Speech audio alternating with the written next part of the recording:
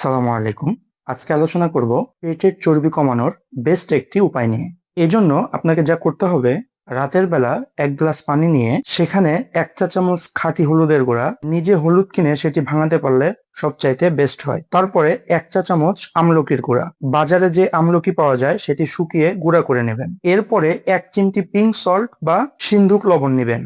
এই সকল উপাদান একসাথে মিশিয়ে রাতের বেলা ভিজিয়ে রাখবেন এবং সকালবেলা এই মিশ্রণের সাথে 1 চা চামচ চিয়া সিড ভিজিয়ে 10 থেকে 15 মিনিট রেখে দিন। এরপরে এই মিশ্রণটি খেয়ে ফেলুন। এর পাশাপাশি চর্বি জমে এমন খাবার খাওয়া থেকে নিজেদেরকে কন্ট্রোল রাখতে হবে। এইভাবে কয়েক মাস খেতে পারলে পেটের চর্বি অনায়াসে কমে যাবে ইনশাআল্লাহ।